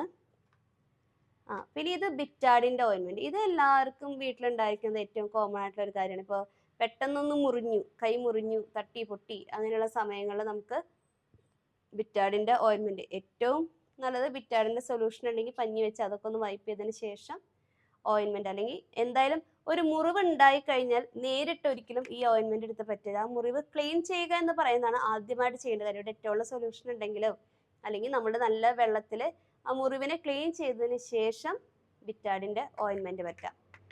പിന്നെ ഇത് ഡെൻഡിനോക്സ് എന്ന് പറയുന്നതാണ്, അതായത് പ്രത്യേകിച്ച് കുട്ടികൾക്ക് ഈ പറഞ്ഞ 8 വയസ്സ് 11 വയസ്സ് 12 വയസ്സ് സമയങ്ങളിലൊക്കെ കുട്ടികൾക്ക് മോണയിൽ അവർക്ക് പല്ല് വേദനിക്കുന്നു എന്ന് പറയും. ഈ പല്ല് വേദനിക്കുന്നത് പല്ലിൻ്റെ വേദനയായിരിക്കില്ല, അവര് വലിയ പല്ലുകൾ പൊട്ടി വരാനുള്ള ആ മോണ വിങ്ങുന്നതാണ് ആ വേദന. ആ പല്ലിന് വരാനുള്ള സ്പേസ് ഉണ്ടാക്കാൻ വേണ്ടിയിട്ടുള്ള വേദനയാണത്. അപ്പം അങ്ങനെയുള്ള സന്ദർഭങ്ങളിൽ അവരുടെ മോണയിൽ ഈ ഡെന്റിനോക്സ് എന്ന് പറയുന്ന ഈ ഒരു ജെല്ലുണ്ടെങ്കിൽ നമുക്കത് പറ്റിക്കൊടുത്ത് കുറച്ച് നേരം മസാജ് ചെയ്ത് കഴിഞ്ഞാൽ അവർക്ക് ആ വേദന കുറയും. ഇതൊക്കെ എന്താ പറയുക എപ്പോഴും കോമൺ ആയിട്ട് വരുന്ന കാര്യമൊന്നുമല്ല, എങ്ങാനും വന്നാൽ ഒരു പിടിവള്ളിക്ക് അത്രേ ഉള്ളൂ. പിന്നെ ഇത് ഓട്ടോ സാമ്പിൾ എന്ന് പറയുന്നത് ഒരു എന്താ പറയുക ഇയർ ഡ്രോപ്സ് ആണ്. ഇപ്പോൾ പെട്ടെന്ന് ഇപ്പോൾ പിള്ളേർക്ക് ചെവി വേദന അല്ലേ, ഈ രാത്രി സമയങ്ങളിൽ എന്താ പറയുക മെനക്കെടുത്താനായിട്ട് വരുന്ന ചില വേദനകളാണ് ചെവി വേദന, പല്ല് വേദന. അപ്പൊ അങ്ങനെയുള്ള സാഹചര്യത്തിൽ ചെവി വേദനയോ കുട്ടികൾ പറയുകയാണെങ്കിൽ ഈ ഒരു എന്താ പറയാ സൊല്യൂഷൻ ഉണ്ടെങ്കിൽ ഇയർ ഡ്രോപ്സ് ഉണ്ടെങ്കിൽ നമുക്ക് ഒഴിച്ചു കൊടുത്തു കഴിഞ്ഞാൽ ചില വേദനകളൊക്കെ നമ്മൾ അന്നേരം ഒന്ന് ഒഴിച്ചു കൊടുത്തു കഴിഞ്ഞാൽ അവരൊന്ന് ഉറങ്ങി എഴുന്നേറ്റ് കഴിയുമ്പോൾ പിന്നെ ആ വേദന മാറും. അല്ല പിന്നെ വീണ്ടും വേദന പറയുകയാണെങ്കിൽ നമ്മൾ ഡോക്ടറെ പോയി കാണിക്കാം. അപ്പൊ ഇത്രയും മെഡിസിൻസ് ആണ് ഏറ്റവും കോമൺ ആയിട്ട്. ചിലതൊക്കെ ഇത്തിരി കൂടെ ഒരു കരുതലിന് വേണ്ടി നമ്മുടെ കയ്യിൽ ഉണ്ടാവുക എന്ന് മാത്രം. അപ്പം ഞാൻ പറഞ്ഞ പോലെ എപ്പോഴും എക്സ്പയർ ഡേറ്റ് ചെക്ക് ചെയ്യുക എന്നുള്ളത് വലിയ ഇമ്പോർട്ടൻ്റ് ആയിട്ടുള്ള കാര്യമാണ്. പിന്നെ നമ്മളുടെ വീട്ടിൽ ഇപ്പം ഈ മെഡിസിൻസ് ആണെങ്കിലും മെഡിക്കൽ എക്യുപ്മെൻറ്റ്സ് ആണെങ്കിലും ഇത് ഇരിക്കേണ്ട സ്ഥലങ്ങൾ എന്ന് പറഞ്ഞാൽ ഒന്നവിടെ ഒന്നവിടെ ഒന്നിവിടെ അങ്ങനെയല്ല. കാരണം ഒരു എമർജൻസി ഘട്ടത്തിലാണ് നമ്മളെപ്പോഴും ഈ പറയുന്ന കാര്യങ്ങൾ അന്വേഷിക്കുന്നത്. അപ്പോൾ ഒരു കബേർഡിന്റെ ഒരു വശത്തായിരിക്കണം നമ്മളുടെ മെഡിക്കൽ എക്യുപ്മെന്റ്സും മെഡിസിൻസും. അതിനു വേണ്ടി ഒരു ഭാഗം നമ്മളുടെ വീട്ടിൽ ഒഴിച്ചിടണം, അവിടെ അത് കീപ്പ് ചെയ്യും വേണം. അത് അവിടെയാണ് ഇരിക്കണേന്നുള്ളത് അമ്മയ്ക്ക് മാത്രമല്ല ഒരു വീട്ടിലുള്ള എല്ലാവരും അറിയും വേണം. കാരണം അമ്മയ്ക്കാണ് പെട്ടെന്ന് വയ്യാണ്ടായെന്നുണ്ടെങ്കിൽ ഇത് ഇരിക്കുന്നത് ഇന്ന സ്ഥലത്താണെന്നുള്ളത് വീട്ടിലെ മക്കൾക്കും വീട്ടിലെ അപ്പനും അറിവുണ്ടാവണം. അപ്പൊ അതും ഇതിൽ പ്രത്യേകം ശ്രദ്ധിക്കേണ്ട കാര്യമാണ്. ഈ സിൽവറെക്സ് എന്ന് പറയുന്ന ഓയിൻമെന്റ്, പൊള്ളലിന് പറ്റുന്ന ഓയിൻമെന്റ് നമ്മൾ കീപ്പ് ചെയ്യേണ്ടത് കിച്ചണിലാണ്. ബാക്കി എല്ലാ മെഡിസിൻസും നല്ല അടുക്കും ചിട്ടയോട് കൂടെ ഒറ്റൊരു സ്ഥലത്ത് കീപ്പ് ചെയ്യുക. വീട്ടിലെല്ലാവർക്കും അറിവുണ്ടായിരിക്കണം. അതുപോലെ തന്നെ നമ്മുടെ കയ്യിലിരിക്കുന്ന മെഡിസിൻസ് ഒക്കെ ഇടയ്ക്കൊക്കെ ഒന്ന് എടുത്തു നോക്കുക, ഇതിന്റെ എക്സ്പയർ ഡേറ്റ് കഴിയാറായിട്ടുണ്ടോ എന്നൊക്കെ നോക്കുക. കാരണം നമ്മൾ ഒരു അത്യാവശ്യ ഘട്ടം വരുന്ന സമയത്ത് അയ്യോ എൻ്റെ മെഡിസിൻ ഉണ്ട് എന്ന് പറഞ്ഞാൽ നമ്മൾ അത് എടുത്തു കൊണ്ടുവന്ന് നോക്കണ നേരത്തെ അതിന്റെ എക്സ്പയർ ഡേറ്റ് കഴിഞ്ഞിരിക്കുകയാണെന്ന് പറഞ്ഞാൽ പിന്നെ അതിന് പ്രയോജനമില്ല. അപ്പോൾ ഇടയ്ക്കൊക്കെ നമ്മൾ സമയം കിട്ടുമ്പോൾ നമ്മുടെ വീട്ടിൽ മറ്റു കാര്യങ്ങളൊക്കെ ചെയ്യുന്ന പോലെ തന്നെ ഈ മെഡിസിൻസിൻ്റെയും എക്സ്പയർ ഡേറ്റ് ഒക്കെ ഒന്ന് നോക്കി വെക്കുക. കഴിയാറായിട്ടുണ്ട് 3 മാസം കൂടി ഉള്ളൂ എന്നുണ്ടെങ്കിൽ അത് മാറ്റി പുതിയ മെഡിസിൻസ് മേടിച്ച് വയ്ക്കുക. എപ്പോഴും നമ്മൾ മെഡിസിൻ മേടിക്കുമ്പോൾ ഒരുപാട് മെഡിസിൻ ഒന്നും മേടിച്ച് സ്റ്റോക്ക് ചെയ്യണമെന്നില്ല. ഒരു 4-5 ഗുളിക മേടിച്ചാൽ മതി. അപ്പം അതിന് അത്രേ വിലയാവുള്ളൂ. കളയാറായി എന്നുണ്ടെങ്കിൽ നമുക്കത് കളയാം, പുതിയ മെഡിസിൻ മേടിച്ച് റീപ്ലേസ് ചെയ്യാം. പിന്നത്തെ കാര്യമാണ് എപ്പോഴും നമ്മൾ ഈ ടാബ്ലറ്റ്സ് മുറിച്ച് മേടിക്കുമ്പോൾ എക്സ്പയർ ഡേറ്റ് കാണുന്ന രീതിയിലുള്ള ഷീറ്റിന്റെ ഭാഗം അവരോട് തരാൻ പറയാം. നമ്മൾ ഫുള്ളായിട്ട് ഒരു ഷീറ്റായിട്ട് മേടിച്ചില്ലെങ്കിലും എക്സ്പയർ ഡേറ്റ് നമുക്ക് കാണാൻ പറ്റണം. അതുപോലെ നമ്മൾ ഉപയോഗിക്കുമ്പോഴും എക്സ്പയർ ഡേറ്റ് അവിടെ നിലനിർത്തിക്കൊണ്ട് അതില്ലാത്ത ഭാഗം വേണം നമ്മൾ ഉപയോഗിച്ച് പോകാനായിട്ട്. അല്ലെങ്കിൽ ഫസ്റ്റ് തന്നെ ഇതങ്ങോട്ട് കയറി കളഞ്ഞ് പോയി കഴിഞ്ഞാൽ പിന്നെ ഇതിന്റെ ഡേറ്റ് നമുക്കൊരു കാരണവശാലും കണ്ടുപിടിക്കാൻ പറ്റില്ല. അപ്പോൾ എക്സ്പയർ ഡേറ്റ് എപ്പോഴും കീപ്പ് ചെയ്യാന്നുള്ളതാണ് കേട്ടോ. മെഡിസിൻ മേടിക്കുമ്പോഴും നമ്മൾക്ക് കിട്ടുന്ന സ്ട്രിപ്പിന്റെ ബാക്കിൽ എക്സ്പയർ ഡേറ്റ് കാണാൻ രീതിക്കുണ്ടോ എന്ന് ചെക്ക് ചെയ്യുക. അപ്പോൾ ഇത്രയും കാര്യങ്ങളാണ് ഒരു വീട്ടിലുണ്ടായിരിക്കേണ്ട മെഡിസിൻസും അതുമായി ബന്ധപ്പെട്ട് ശ്രദ്ധിക്കേണ്ടതും സൂക്ഷിക്കേണ്ടതുമായിട്ടുള്ള കാര്യങ്ങൾ. നമ്മൾ ആമസോണിൽ നിന്ന് കുറച്ച് സാധനങ്ങൾ ഓർഡർ ചെയ്തിട്ടുണ്ടായിരുന്നു. അപ്പം അതിൽ എന്താണ്ടൊക്കെ വന്നിട്ടുണ്ട്, ഇപ്പൊ തന്നെ വന്നത്. അപ്പൊ അതൊന്ന് പൊട്ടിച്ച് നോക്കാം, എന്തായാലും നിൽക്കല്ലേ. ഇത് സോക്സ് ആണ് കേട്ടോ. നമുക്ക് സാധാരണ വെച്ചിട്ടുണ്ടെങ്കിൽ നമ്മൾ ഇവിടെ നിന്ന് നാട്ടിൽ നിന്ന് മേടിക്കുമ്പോൾ സോക്സ് കോട്ടന്റെ സോക്സ് കിട്ടുന്നില്ല, ഈ പോളിസ്റ്റർ പോലത്തെ സോക്സ് ആണ് കിട്ടുന്നത്. അപ്പൊ ഞാൻ ആമസോണിൽ നിന്ന് ഓർഡർ ചെയ്തതാണ്. അതിൽ കോട്ടൺ എന്നൊക്കെയാണ് കണ്ടത്. അപ്പൊ എന്താ നോക്കാം. ഇത് ഏകദേശം എന്നാലും വല്ലാണ്ട് പോളിസ്റ്റർ അല്ല, വലിയ കുഴപ്പമില്ല.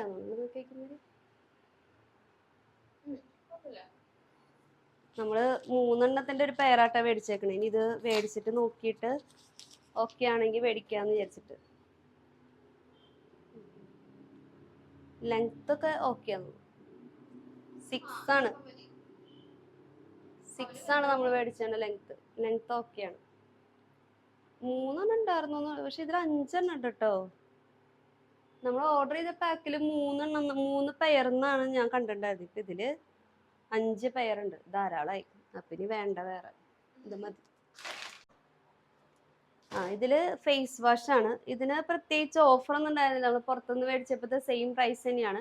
പിന്നെ നമ്മൾ കടയിൽ പോയി അന്വേഷിക്കുമ്പോൾ ചിലപ്പോൾ നമുക്ക് ഇത് തന്നെ കിട്ടിയെന്ന് വരില്ല. അതുകൊണ്ട് ഞാൻ ആമസോണിൽ നിന്ന് മേടിച്ചെന്നുള്ളൂ. ഇത് ഇവിടെ വന്നിട്ട് ഞാൻ ആദ്യമായിട്ട് ഉപയോഗിച്ച ഫേസ് വാഷ് ആണിത്. VLCC Ayurveda double power double neem face wash.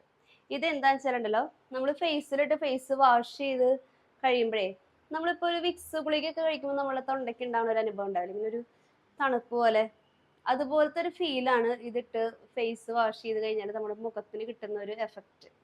അപ്പൊ എനിക്ക് നല്ല ഇഷ്ടമായി. പിന്നെ പൊതുവേ എനിക്ക് മഞ്ഞള്, കക്കിന വേപ്പിന്റെ ഇല, അതുകൊണ്ടുള്ള ചെറുനാരങ്ങ, അങ്ങനത്തെ ഫേസ് വാഷുകൾ തന്നെയാണ് ഞാൻ കൂടുതൽ ഉപയോഗിക്കാറ്. അത് നല്ലൊരു പ്രൊഡക്റ്റ് ആണ് കേട്ടോ. എക്സാം നടന്നുകൊണ്ടിരിക്കുകയാണ് കേട്ടോ. മോൾക്കും മോനും എക്സാം ഉണ്ട്. മോൻ്റെ എക്സാം നേരത്തെ കഴിയും, മോൾക്ക് അത് കഴിഞ്ഞിട്ടും കൂടെ ഉണ്ട്. അപ്പോൾ പഠിപ്പിക്കാനിരിക്കുന്നതാണ്. അവനെ ഡിക്റ്റേഷൻ എടുക്കുന്ന സമയത്ത് ഈ സെറ്റീമ ഇരുന്ന് അവനിങ്ങനെ വളഞ്ഞു കുത്തിയിരുന്ന് ഡിക്റ്റേഷൻ എടുത്ത് കഴിഞ്ഞ് എഴുതി പഠിക്കാനായിട്ട് ആള് ടേബിളുമ്പോൾ പോയിരിക്കും. സ്റ്റഡി ടേബിൾ എന്ന് പറയുന്ന ഒരു കാര്യം പോയിരുന്ന് പഠിക്കുന്നത് വളരെ കുറവാണ് കേട്ടോ. അപ്പോൾ എന്താ പറയുക, ഇപ്പോഴത്തെ കുട്ടികൾക്ക്, ഇവരൊക്കെ ഈ കൊറോണ സമയത്തുണ്ടായ കുട്ടികളാണ്. ആ സമയത്ത് സ്കൂളിൽ പോയിട്ടുള്ള കുട്ടികളാണ്. അപ്പോൾ സ്പെല്ലിങ് എഴുതുക, വായിക്കുക എന്ന് പറയുന്നത് പൊതുവേ ഈ ഒരു ബാച്ചുകാർക്ക് ഇത്തിരി പുറകോട്ടാണ്. അപ്പോൾ അത് കഴിഞ്ഞ് ഞാൻ മീൻ എന്തായാലും വറക്കണം. അപ്പോൾ മീൻ ഞാൻ മുന്നേ ഒരു ദിവസം മേടിച്ച് കഴുകി, എന്താ പറയുക, വിനാഗിരിയും ഉപ്പൊക്കെ ഇട്ട് കഴുകി വൃത്തിയാക്കിയിട്ടാണ് കേട്ടോ ഇതുപോലെ സിപ്ലോ കവറിൽ വെള്ളത്തിൽ ഒഴിച്ച് വെക്കുക. അപ്പോൾ അതുകൊണ്ട് തന്നെ മീൻ നല്ല ഫ്രഷ് ആയിട്ടിരിക്കും, ഉള്ളിടത്തോളം ഫ്രഷ് ആയിട്ടിരിക്കും. അപ്പോൾ അതുകൊണ്ട് ഇനി വീണ്ടും കഴുകി പുതിയതായിട്ട് വൃത്തിയാക്കേണ്ട കാര്യമൊന്നുമില്ല. ഓൾറെഡി നല്ല ക്ലീൻ ആയിട്ട് തന്നെയാണ് ഇരിക്കുന്നത്. അപ്പോൾ മീനൊരു ഇത്തിരി ഒരു, എന്താ പറയുക, മേടിച്ച് അന്ന് ക്ലീൻ ചെയ്ത് വെക്കുമ്പോൾ തന്നെ ചെറിയൊരു ഗഡുവ് ഉണ്ടായിരുന്നു അതിന്. അപ്പം ഞാൻ ആരും ഇല്ലെങ്കിൽ ഞാൻ മഞ്ഞൾപ്പൊടിയും ഉപ്പൊക്കെ ഇതിലിടാനുള്ളത് നേരത്തെ തന്നെ ഇതുപോലെ ചെപ്പിന്ന് ഒരു കുഞ്ഞ് പാത്രത്തിലാക്കി എടുത്ത് വെക്കും കേട്ടോ. അല്ലെങ്കിൽ പിന്നെ നമ്മൾ മീൻ കഴുകിയതിന് ശേഷം മഞ്ഞൾപ്പൊടിയും മുളക് പൊടിയൊക്കെ ഇടാൻ നിന്നിട്ടുണ്ടെങ്കിൽ ആ ചെപ്പിലും ആ സ്പൂണിലും ഒക്കെ മീനിൻ്റെയൊക്കെ സ്മെല്ലാവില്ലേ. അപ്പം ഇങ്ങനെ നേരത്തെ എടുത്ത് വെക്കുകയാണെങ്കിൽ പിന്നെ നമുക്ക് ആ പൊടികൾ ഇതിലേക്ക് ഇട്ടു മീൻ തിരുമ്മി വെച്ച് കഴിഞ്ഞിട്ടുണ്ടെങ്കിൽ ആ ഒരൊറ്റ പാത്രം നമുക്ക് കഴുകി വയ്ക്കാൻ പറ്റും. മഞ്ഞൾപ്പൊടിയുടെയും മുളക് പൊടിയുടെയും ഒന്നും സ്പൂണും ചെപ്പിൻ്റെ ടോപ്പൊന്നും നമുക്ക് പെട്ടെന്ന് കഴുകി വയ്ക്കാൻ പറ്റില്ലല്ലോ. അപ്പം ഇങ്ങനെ ചെയ്ത് കുറച്ച് നേരം ഇനി മീനൊക്കെ തിരുമ്മി വെച്ച് കഴിഞ്ഞിട്ടുണ്ടെങ്കിൽ നമുക്ക്, എന്താ പറയുക, മീൻ വറുത്ത് അവർക്ക് ചോറ് കൊടുക്കണം. അപ്പോൾ പലരും എൻ്റെ അടുത്ത് ചോദിച്ചു, ഇത് എന്താണ് ഈ 2 കളർ ലിക്വിഡ് എന്ന്. അപ്പോൾ ഒന്ന് നമുക്ക് പാത്രം കഴുകാനുള്ള ലിക്വിഡും 2 ഹാൻഡ് വാഷിൻ്റെ ലിക്വിഡാണ് കേട്ടോ. ചിലപ്പോൾ ഒക്കെ പുറത്ത് പോയി വന്നിട്ടുണ്ടെങ്കിൽ ഞാൻ എന്താ പറയുക, എന്തെങ്കിലും സാധനങ്ങൾ കയ്യിലുണ്ടെങ്കിൽ നേരെ കിച്ചണിൽ കൊണ്ടുവന്ന് വെച്ചിട്ട് ആയിരിക്കും ഹാൻഡ് വാഷ് ഉപയോഗിച്ച് കൈ കഴുകുക. അല്ലെങ്കിൽ ഇതുപോലെ മീനോ പിന്നെ രാത്രി പാത്രം കഴുകലൊക്കെ കഴിയുമ്പോൾ കൈ കഴുകാൻ വേണ്ടിയിട്ടാണ് അങ്ങനെ ഒരു ഹാൻഡ് വാഷ് അവിടെ വെച്ചിരിക്കുന്നത്. അപ്പോൾ മക്കളുടെ ഭക്ഷണം കഴിക്കലൊക്കെ കഴിഞ്ഞു. ഞാനിപ്പോൾ കുറച്ച് ദിവസമായിട്ട് രാത്രി ഒന്നും കഴിക്കാറില്ല. കാരണം വെയിറ്റ് കൂടി വരുന്നു. അപ്പോൾ അതിൻ്റേതായ പ്രശ്നങ്ങൾ. അപ്പോൾ ഞാൻ വെയിറ്റ് ഒന്ന് കുറയ്ക്കണം, മെയിനായിട്ട് എക്സസൈസ് ചെയ്യണം. പിന്നെ അപ്പോൾ ഫുഡ് രാത്രി 4 മണിക്ക് ചായ കുടിക്കുമ്പോൾ എന്തെങ്കിലും കഴിച്ചു കഴിഞ്ഞിട്ടുണ്ടെങ്കിൽ ഞാൻ പിന്നെ വൈകിട്ട് ഇപ്പോൾ ഡിന്നർ കഴിക്കാറില്ല, അങ്ങനെയാണ്. അപ്പോൾ എല്ലാ പാത്രം കഴുകലൊക്കെ കഴിഞ്ഞ് അടുക്കളയൊക്കെ വൃത്തിയാക്കിയിട്ട് കഴിഞ്ഞിട്ടുണ്ടെങ്കിൽ പിന്നെ നമുക്ക് നാളെ രാവിലെ കയറി വരുമ്പോൾ ഒരു സന്തോഷമാണല്ലോ. അപ്പോൾ ഗ്യാസിൻ്റെ അടുപ്പിൻ്റെ അവിടെയും എല്ലാം തുടച്ച് വൃത്തിയാക്കിയിടും. പിന്നെ മക്കൾക്ക് ഇപ്പോൾ എക്സാം നടന്നുകൊണ്ടിരിക്കുന്നതുകൊണ്ട് ഓൾട്ടർനേറ്റീവ് ഡേയ്സേ അവർക്ക് ക്ലാസ് ഉള്ളൂ. അപ്പോൾ രാവിലെ എഴുന്നേറ്റ് തിരക്ക് പിടിക്കേണ്ട കാര്യമില്ല, നാളെ അവർക്ക് എക്സാം ഇല്ല. എങ്കിൽ ഞാൻ പിന്നെ തലേദിവസം തന്നെ, ഇപ്പോൾ നാളെ എന്താ, നൂലപ്പവും നാളികേരപ്പാലുമാണ് രാവിലത്തെ ബ്രേക്ക്ഫാസ്റ്റ്. അപ്പം ഞാൻ സാധാരണ അരിപ്പൊടിയുടെ ടിന്നും നൂലപ്പം കുഴയ്ക്കാനുള്ള പാത്രവും നൂലപ്പത്തിൻ്റെ അച്ചും എല്ലാം എടുത്തു വെച്ചിട്ടാണ് കിടക്കാറുള്ളത്. ഇന്നിനിപ്പോൾ നാളെ അങ്ങനെ രാവിലെ എഴുന്നേറ്റപ്പോൾ തന്നെ തിരക്ക് കൂട്ടണ്ടാത്തത് കൊണ്ട് അതൊന്നും എടുത്തു വെക്കുന്നില്ല. പിന്നെ കിച്ചണിൽ ഈ വെള്ളത്തിൻ്റെ ഇതൊക്കെ നമ്മൾ നന്നായി വൈപ്പ് ചെയ്ത് വെക്കണം. അല്ലെങ്കിൽ പിന്നെ ഈ ഒരു ഗ്രാനൈറ്റിൽ ആ വെള്ളത്തിൻ്റെ ഒരു പാട് തന്നെ വീഴും. അപ്പോൾ എപ്പോഴും നല്ലതാണ് ഇങ്ങനൊരു ഈ ഒരു വൈപ്പറും ഈ ഒരു സ്കോച്ചിൻ്റെ ഈ ഒരു വൈപ്സും ഉണ്ടെങ്കിൽ സുഖമായിട്ട് നമുക്ക് കിച്ചൻ്റെ ടൈലും എല്ലാം ക്ലീൻ ചെയ്യാം. പിന്നെ ഈ മീൻ വറുക്കുമ്പോൾ എങ്ങനെ പോയാലും ഈ ഒരു ടൈലിലേക്ക് അതിൻ്റെ എണ്ണ തെറിക്കുന്നത് കൊണ്ട് മീൻ വറുക്കുന്ന ദിവസം പ്രത്യേകിച്ച് ആ ഒരു വൈറ്റ് കളർ ടൈല് വൃത്തിയാക്കിയേ പറ്റൂ. ഇനി നമുക്ക് രാത്രി മെഡിസിൻ കഴിക്കണം. അപ്പോൾ ഞാൻ ഈ ഒരു ബോട്ടിൽ എപ്പോഴും വെള്ളം നിറച്ച് വെക്കും. കാരണം മെഡിസിൻ കഴിക്കാനും ഇനിയിപ്പോൾ പെട്ടെന്ന് ഒരു അത്യാവശ്യം വെള്ളം കുടിക്കേണ്ടി വന്നാലോ എന്ന് വിചാരിച്ചിട്ട് എപ്പോഴും വെള്ളം നിറച്ച് വെക്കും. അപ്പോൾ അങ്ങനെ ഇന്നത്തെ പണികളും എല്ലാ പരിപാടികളും കഴിഞ്ഞു. അപ്പോൾ കിച്ചൻ്റെ ഡോർ അടയ്ക്കുകയാണ്. ഇനി നാളെ അടുത്തൊരു ദിവസത്തേക്കുള്ള എന്താ പറയുക എല്ലാം സജ്ജമാക്കിക്കൊണ്ടാണ് കിടക്കുന്നത് കേട്ടോ. പിന്നെ അത് കഴിഞ്ഞിട്ടുണ്ടെങ്കിൽ ബാൽക്കണിയൊക്കെ ഡോറൊക്കെ അടച്ചു. പിന്നെ നമ്മൾ ഒറ്റയ്ക്കാവുമ്പോൾ ഞാൻ ചിലപ്പോൾ കിടന്നതിന് ശേഷവും പിന്നെ ഞാൻ വന്ന് നോക്കും മെയിൻ ഡോറ് അടച്ചിട്ടില്ലേ, ലോക്ക് ചെയ്തിട്ടില്ലേ എന്നൊക്കെ. വിജയേട്ടൻ ഉണ്ടെങ്കിൽ പിന്നെ എനിക്ക് അങ്ങനെ ഒരു ടെൻഷനേ ഇല്ല. വിജയേട്ടൻ കിടക്കുന്നതിന് മുന്നേ എന്തായാലും ഗ്യാസൊക്കെ ഓഫല്ലേ, വാതിലൊക്കെ അടച്ചിട്ടില്ലേ, ബാൽക്കണിയുടെ ഡോറൊക്കെ അടഞ്ഞിട്ടല്ലേ കിടക്കണേ എന്ന് എന്തായാലും കൺഫേം ചെയ്യും.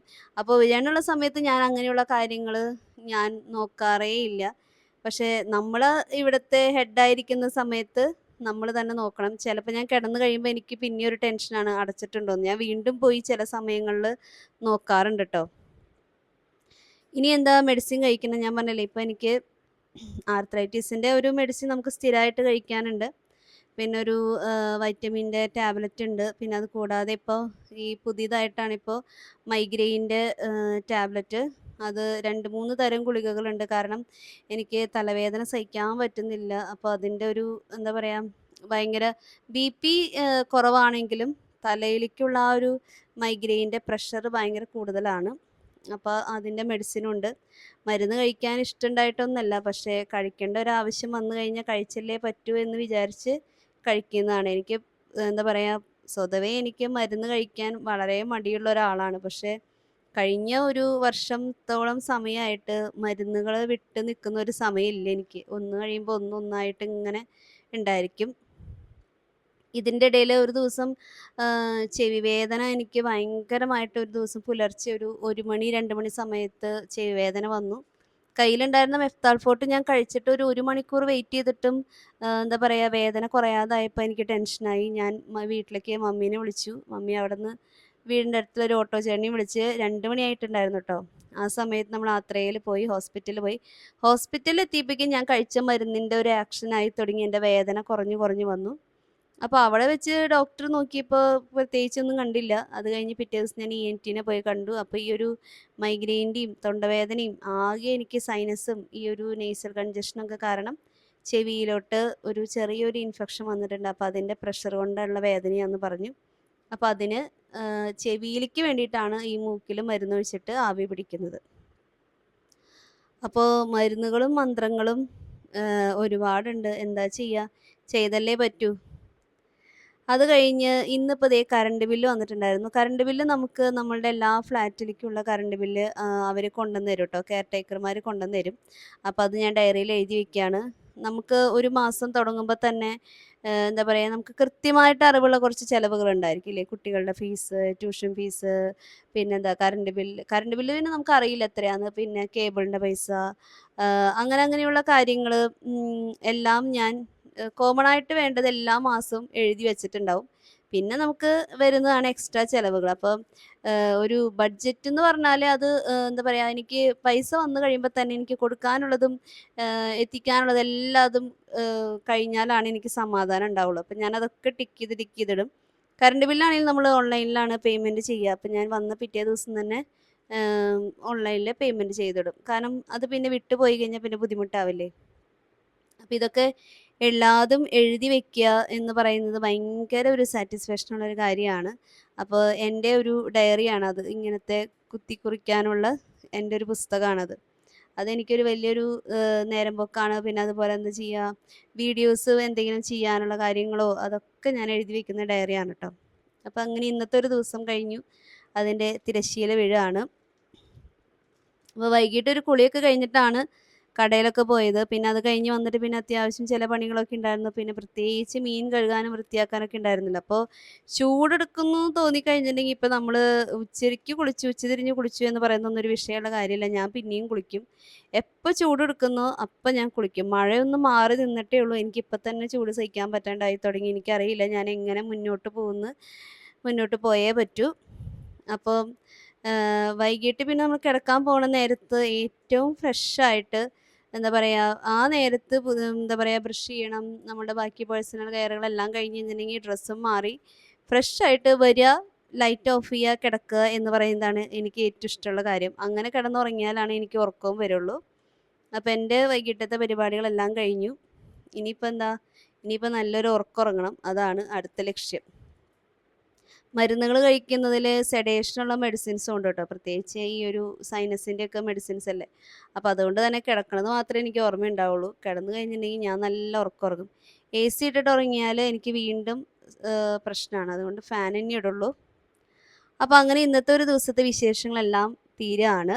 അപ്പോൾ ഞാൻ ഇന്ന് വീഡിയോയിൽ പറഞ്ഞ പോലെ നമ്മുടെ വീട്ടിൽ അത്യാവശ്യം ഉണ്ടായിരിക്കേണ്ട മെഡിസിൻസും എക്യുപ്മെൻറ്റ്സൊക്കെ നിങ്ങളും കരുതി വയ്ക്കുക. അടുത്തൊരു വീഡിയോയിൽ പെട്ടെന്ന് കാണാം. See you soon. Bye by.